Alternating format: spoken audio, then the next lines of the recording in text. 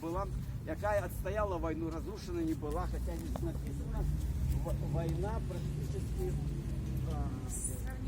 сравнялась с землей. Война сравнялась с землей. Это не совсем так. Это здание войну отстояло. После войны здесь была мельница. Мельница была убыточная. Ее зачинили. И то, что не використовується, як правило, разбазаривается. Но разбазарили почему-то эти две стены, добрый кирпич старинный, а вот эти две стены ніяк. Справа в том, что эта стена выходит на проезжую участку, там особо не разберешь стену, а это как бы забор наступного участка. Поэтому эти две стены остались.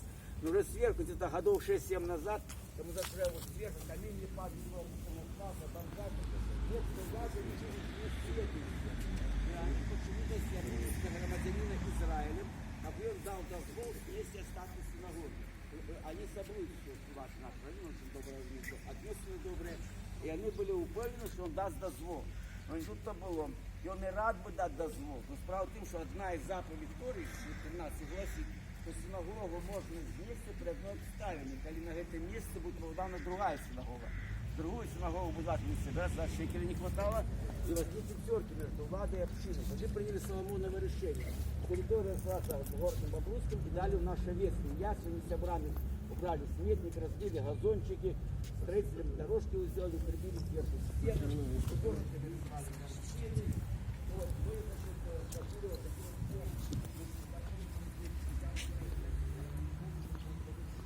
Итак, теперь какая у вас план, каждая картина имеет свою цель.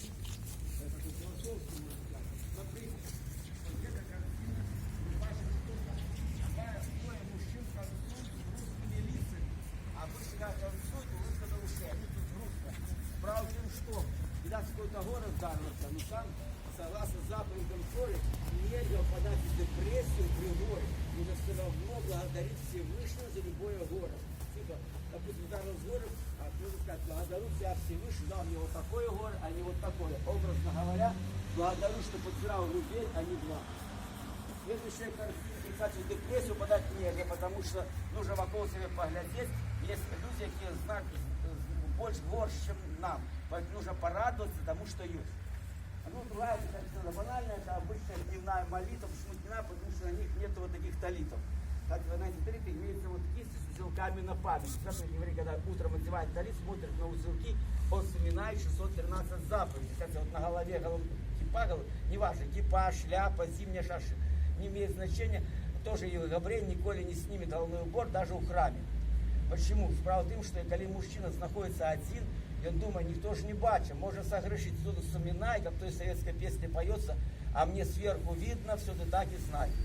Вот такая вот справа. Это напоминание заповедь, напоминание, что сверху все видно, все записывается, все учинки. Так, это картинка полная луна. Это значит по габрейскому календарю начался уже новый месяц. И как правило, когда начинается новый месяц, Новый год, Габриил выходит на улицу и благодарит Всевышнего. Благословляет Всевышнего. Итак, следующая картина это скрижали, которые Всевышний передал Габрею на горе Синай. Ну, кстати, вот сегодня могу сказать мне колесо, почему Всевышний на Габреем передал Тору. Ну, это вот скрижали и Тора. Есть две версии. Профессийный экскурсовод скажет так, что Габреи Богом избранный народ. Поэтому Всевышний дал Тору Габрею. Есть другая версия. Вообще, кто ведает истину? Мы зараз толком не знаем, что зараз отбывается. Хотя имеем мобильные телефоны, видеоролики, можно снимать и то. Один кажет, что это вот так, другой не, это вот так, вот так. А тем больше, там 3000 лет тому назад был. Ну, отсюда называется вера. Хочешь вера, хочешь не вера. Я вам расскажу другую версию, почему Всевышний передал Тору Габрею. Справа в том, что коли наступил 2448 год по Габрею, а тут еще одна группа, света, вот так. Итак, значит, коли, сейчас танцульки будут крутые, между прочим. Итак, коли наступил 2048 год по габрейскому календарю, Всевышний решил Тору передать какому-либо народу. Ну, пофиг было кому передать. Все народы наотрез отмовились. И я разумею, чему. Нафиг это им надо. У всех 10 заповедей. Не убей, не прелюбодействуй. Тут эту заповедь, не знаешь, как вы, 613. Сказали, дякую, не треба. Что робить Всевышнему?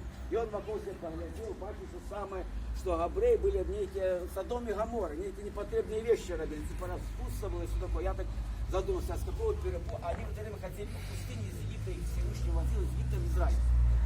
чем 40 годов возить. А на что все равно справа в том, что Всевышний ждал, как землей обетованной, что такие свободные, незалежные люди, а вышли же рабы. За 40 годов рабы померли, землей обетованной, что такие свободные люди. Я тут крамолі, що столько незалежно, не поверите.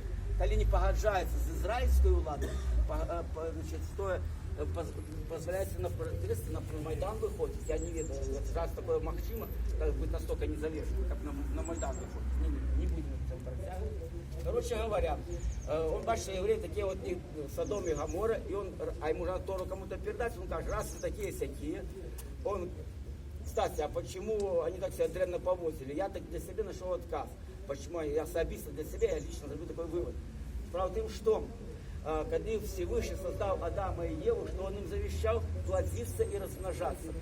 Кто эту заповедь, а это одна из 113 заповедей, кто эту заповедь не выполняет, горит в аду. А в аду никто не хотел гореть, а ходили по пустыне, будинков не было, спали, все на было проглядалося, на очах у других заповедей, говорят, что это недобро, Всевышний тоже бачит, что это недобро, раз такую заповедь на очах виконують. Тогда он збирає, говорить, Синай уже так сурово им каже, либо вы берете Тору, либо я всех знищу. Задорно вкусить не будете. Он ведает, что Габриэль сказали Всевышний. Они ему отказали, коли бескоштовно, бесплатно, 8 цвет. Не попали.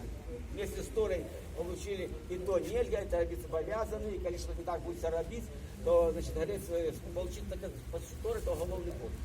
Вот, уголовный код, вот такие комментарии, вот такие, в Торе есть комментарии, огромное количество книг называется Талмуд. Талмуд пишут мудрецы.